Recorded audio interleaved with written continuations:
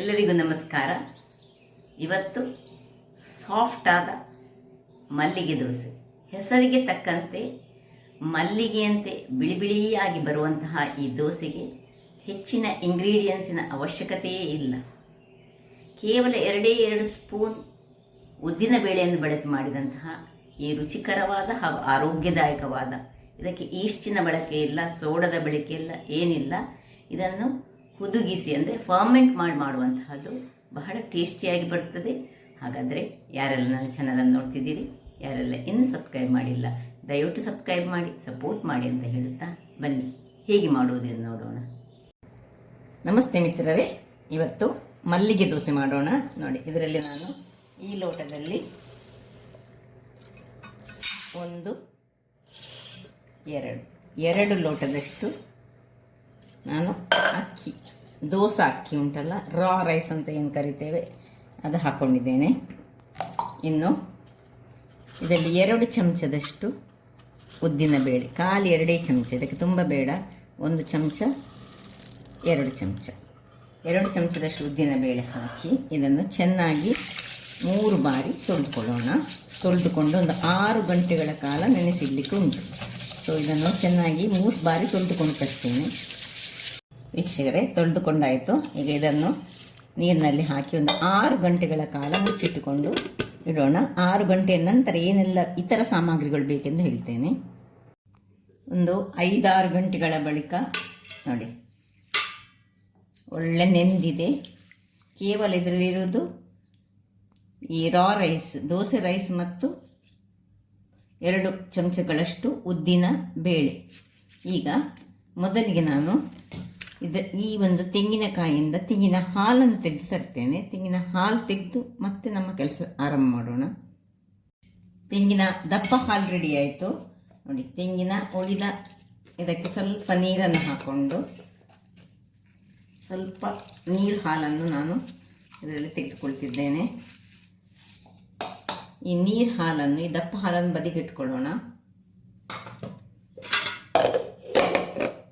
ನೀರು ಹಾಲನ್ನು ಇದಕ್ಕೆ ಹಾಕೊಳ್ಳೋಣ. ಹಾಕ್ಕೊಂಡು ಈ ಅಕ್ಕಿ, ನೆನೆಸಿಟ್ಟ ಅಕ್ಕಿ ಮತ್ತು ಉದ್ದಿನ ಬೇಳೆ ಇದರಲ್ಲಿ 2 ಚಮಚ ಇರೋದು. ನಾನು ನಿಮಗೆ ಸುರಿಗೆ ಹೇಳಿದ್ದೇನೆ, ಸ್ವಲ್ಪ ಹಾಕಿದರೆ ಆಯಿತು. ಇವತ್ತು ನಾವು ಮಲ್ಲಿಗೆ ದೋಸೆ ಮಾಡ್ತಾ ಇದ್ದೇವೆ, ಅದರಿಂದಾಗಿ ತೆಂಗಿನ ತುರಿ ಮಾತ್ರ 1 ಇಡೀ ತೆಂಗಿನ ಕಾಯಿ ನಮಗೆ ಬೇಕು. ದಪ್ಪ ತೆಂಗಿನ ಹಾಲು ಸಹ ಬೇಕು ನೋಡಿ. ಇನ್ನು ಸ್ವಲ್ಪ ತೆಂಗಿನ ಹಾಲಲ್ಲಿ ಇದನ್ನು ಗ್ರೈಂಡ್ ಮಾಡಿಕೊಡ್ತಿದ್ದೇನೆ. ವೀಕ್ಷಕರೇ, ಇಲ್ಲಿ ನೋಡಿ, ಒಳ್ಳೆ ಫೈನ್ ಆದ ಪೇಸ್ಟ್, ಇದು ಬ್ಯಾಟರ್ ರೆಡಿ ಆಯಿತು. ಈಗ ಇದರಲ್ಲಿ ನೋಡಿ, ಇದರಲ್ಲಿ 1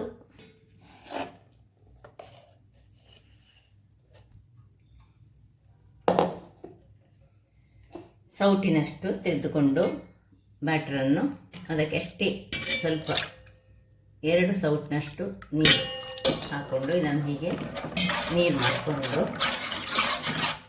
ಒಳ್ಳೆ ನೀರಾಗಬೇಕಿದು. ಈಗ ಇದನ್ನು ಉರಿಸ್ಕೊಳ್ಳೋಣ. ಉರಿಸ್ಕೊಂಡು ಇದನ್ನು ಗಂಜಿಯ ಥರದಲ್ಲಿ ಮಾಡ್ತಾಯಿದ್ದೇನೆ ನೋಡಿ. ಇದು ದಪ್ಪ ಆಗ್ತಾ ಬರ್ತಾ ಬಂತು, ಒಳ್ಳೆಯದು. ಈಗ ಗಂಜಿಯ ಥರದಲ್ಲಿ ಬರಬೇಕು. ತುಂಬ ದಪ್ಪ ಆಗೋದು ಬೇಡ ನಮಗೆ, ಅದಾದಲ್ಲಿ ದಪ್ಪ ಆದರೆ ಸಾಕು. ಅಂದರೆ ಇದು ಬೇಯಬೇಕು ಇದರಲ್ಲಿ ನೋಡಿ. ಗಂಟು ಕಟ್ಟದಾಗಿ ನೋಡಿಕೊಂಡ್ರೆ ಆಯ್ತು. ನಾವು ಈ ರೀತಿಯಾಗಿ ದಪ್ಪ ಆಯಿತು, ಸಾಕು. ಇಷ್ಟು ದಪ್ಪ ಆದರೆ ಇದು ಬೆಂದಿತ್ತಂತೇಳಿ ಅರ್ಥ. ಇಷ್ಟನ್ನು ಈಗ ಆಫ್ ಮಾಡಿಕೊಂಡು ಸ್ವಲ್ಪ ಕೆಳಗಿಡಿಸ್ಕೊಳ್ಳೋಣ. ಕೆಳಗಿಡಿಸ್ಕೊಂಡು ಹೀಗೆ ಚೆನ್ನಾಗಿ ಸ್ವಲ್ಪ ತಣ್ಣಗಾಗಬೇಕಿದು. ಹೀಗೆ ದಪ್ಪ ಆಯ್ತು ನೋಡಿ. ಗಂಟೆ ಒಂದು ಇರಬಾರ್ದು, ಅಷ್ಟೇ. ಇಷ್ಟು ಮಾಡಿಕೊಂಡ್ರೆ ಚೆನ್ನಾಗಿ ಆಯಿತು. ಈಗ ಚೂರು ತಣ್ಣಗಾಗಲಿದು. ವೀಕ್ಷಕರೇ ನೋಡಿ, ಇದೀಗ ತಣ್ಣಗಾಯಿತು. ಈಗ ತಣ್ಣಗಾದಂತಹ ಇದನ್ನು ತೆಗೆದುಕೊಂಡು ಈ ಬ್ಯಾಟರ್ ಏನುಂಟು ನಾವು ಮಾಡಿಕೊಂಡದ್ದು ಇದರಲ್ಲಿ ಹಾಕೊಳ್ಳೋಣ. ಎಲ್ಲವನ್ನು ಇದರಲ್ಲಿ ಹಾಕ್ಕೊಂಡು ಇನ್ನು ಸ್ವಲ್ಪ ಹಾಲು, ದಪ್ಪ ಹಾಲು ಏನುಂಟು ಅದನ್ನು ಸಹ ಹಾಕ್ಕೊಳ್ತಿದ್ದೇನೆ. ಇದರಲ್ಲಿರೋದೆಲ್ಲವನ್ನು ಸಹ ಇದರಲ್ಲಿ ಹಾಕ್ಕೊಂಡು ಇನ್ನೊಮ್ಮೆ ಒಳ್ಳೆ ಫೈನಾಗಿ ಇದು ಗ್ರೈಂಡ್ ಮಾಡಿ ತರ್ತೇನೆ. ವೀಕ್ಷಕರೇ, ಇಲ್ಲಿ ನೋಡಿ ಒಳ್ಳೆ ಕ್ರೀಮಿಯಾದ ಒಂದು ಬ್ಯಾಟರ್ ರೆಡಿ ಆಯಿತು. ಹೇಗೆ ಬಂತು ನೋಡಿ ಅಂತ ನೋಡುವಾಗಲೇ ಗೊತ್ತಾಗ್ಬೋದು. ಈಗ ಇದನ್ನೊಂದು ಇಷ್ಟು ದಪ್ಪ ಬೇಡ, ಇದಕ್ಕೀಗ ತೆಂಗಿನ ಉಳಿದ ಹಾಲನ್ನು ಹಾಕ್ಕೊಳ್ಳಿಕ್ಕೆ ಉಂಟು. ಇದನ್ನೆಲ್ಲ ಇದರಲ್ಲಿ ಹಾಕೊಳ್ಳೋಣ.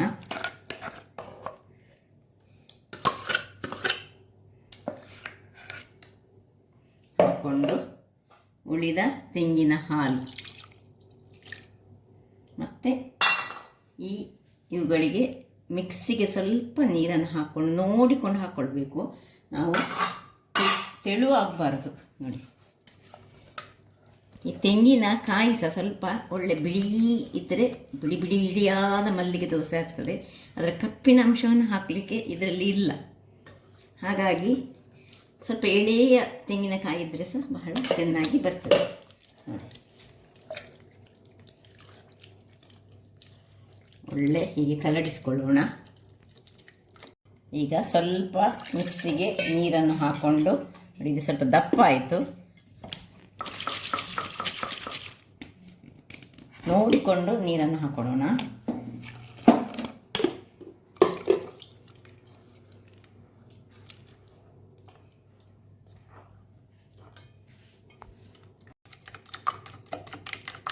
ನೋಡಿ, ನೀರನ್ನು ಹಾಕಿ ಇಷ್ಟು ಈ ಪೋರಿಂಗ್ ಕನ್ಸಿಸ್ಟೆನ್ಸಿಯಲ್ಲಿ ದಪ್ಪವೇ ಬೇಕು, ತುಂಬ ತೆಳುಸಾಗಬಾರ್ದು ನೋಡಿ. ಮಲ್ಲಿಗೆಯಾಗಿ ಈಗಲೇ ಮಲ್ಲಿಗೆಯಾಗಿ ಉಂಟು. ನಾಳೆ ದೋಸೆ ಮಾಡುವಾಗ ಇನ್ನು ಸಹ ಮಲ್ಲಿಗೆಯಾಗಿಯೇ ಬರ್ತದೆ. ಹಾಗೆ ಚೆನ್ನಾಗಿ ಹೀಗೆ ಕಲಸಿ ಮತ್ತು ಇನ್ನು ಈಗ ರಾತ್ರಿಯಿಂದ ಬೆಳಿಗ್ಗೆ ಅಥವಾ 8 ರಿಂದ 10 ಗಂಟೆಗಳ ಕಾಲ ಫರ್ಮೆಂಟೇಷನ್ಗೆ ಇಡೋದು. ಇಲ್ಲಿಗ ನಾನು ಉಪ್ಪನ್ನು ಈಗ ಹಾಕ್ಕೊಳ್ತಿಲ್ಲ ನೋಡು, ನಾಳೆ ಬೆಳಿಗ್ಗೆ ಉಪ್ಪನ್ನು ಹಾಕೊಳ್ಳೋಣ. ವೀಕ್ಷಕರೇ ನೋಡಿ, ಬೆಳಿಗ್ಗೆ ಆಗಿದೆ. ಈಗ ಹಿಟ್ಟು ಯಾವ ರೀತಿಯಲ್ಲಿ ಹುದುಗಿ ಬಂದಿದೆ ಅಂತ ನೋಡೋಣ. ಇಷ್ಟೇ, ಯಾಕಂದರೆ ತುಂಬ ಉದ್ದ ಹಾಕಲಿಲ್ಲ, ಸಾಧಾರಣವಾಗಿ ಬಂದಿದೆ. ಈಗ ನೋಡಿ, ಹೀಗೆ ಪೋರಿಂಗ್ ಕನ್ಸಿಸ್ಟೆನ್ಸಿಯಲ್ಲಿ ಇರಬೇಕು. ಚೂರು ಇದಕ್ಕೆ ನೀರು ಹಾಕಿ ಈಗ ಉಪ್ಪನ್ನು ಹಾಕೊಳ್ಳೋಣ. ಸ್ವಲ್ಪ ಉಪ್ಪು,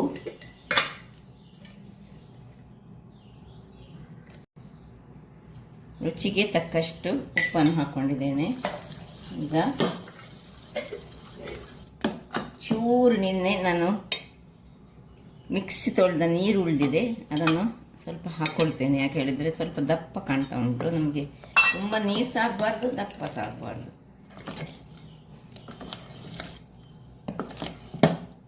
ಈಗ ಇಲ್ಲಿ ಒಂದು ಮಿಕ್ಸಿಯನ್ನು ಇಟ್ಕೊಳ್ಳೋಣ, ಒಂದು ಕಾವಲಿಯನ್ನು ಇಟ್ಕೊಳ್ಳೋಣ. ಕಾವಲಿ ಬಿಸಿ ಆಯಿತು ನೋಡಿ.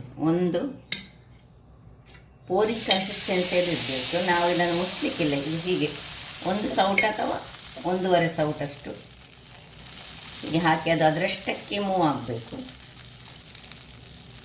ಚೂರು ಹೊತ್ತು ನೋಡಿ, ಅದರಷ್ಟಕ್ಕೆ ಒಂದೊಂದು ಒಳ್ಳೆ ಒಂದು ಹೋಲ್ಸ್ ಬರುವಾಗ ಮೇಲಿನಿಂದ ಅಥವಾ ಸೈಡ್ಸಿನಿಂದ ಸುರಿಗೆ ಹಾಕೋ ನೋಡಿ. ಹೋಲ್ಸ್ ಅದಷ್ಟಕ್ಕೆ ಬರ್ತದೆ. ಮಲ್ಲಿಗೆ ಹೇಳಿದರೆ ಮಲ್ಲಿಗೆ ಹಾಗೆ ದೋಸೆ ಬರ್ತದೆ. ಸೈಡ್ಸಿಗೆ ಮತ್ತು ಮೇಲಿನಿಂದ ಸ್ವಲ್ಪ ಹಾಕಿ ಮುಚ್ಚಳವನ್ನು ಮುಚ್ಚಿಕೊಂಡು ಬೇಯಿಸ್ಕೊಳ್ಳೋಣ. ವೀಕ್ಷಕರೇ ನೋಡಿ, 1-2 ನಿಮಿಷ ಹೀಗೆ ಇಟ್ಕೊಂಡಿದ್ದೇನೆ. ಒಳ್ಳೆ ಹೇಗೆ ಅದರಷ್ಟಕ್ಕೆ ಉಬ್ಬಿ ಬಂದಿದೆ. ಈಗ ಇದನ್ನು ತಿರುವಿ ಹಾಕಲಿಕ್ಕಿಲ್ಲ, ಇದರ ಮೇಲೆ ಚೂರಿನ ಸ್ವಲ್ಪ ತುಪ್ಪ ಹಾಕಿದರೆ ಆಯಿತು. ಇಷ್ಟೇ ಇದರಲ್ಲಿ ಇರುವಂಥದ್ದು. ಈಗ ನೋಡಿ, ಇದರ ಕೆಳಗಿನ ಭಾಗ ಸಹ ಏನು ಕಲ್ಲರ್ ಕಪ್ಪು ಸಹ ಆಗುವುದಿಲ್ಲ.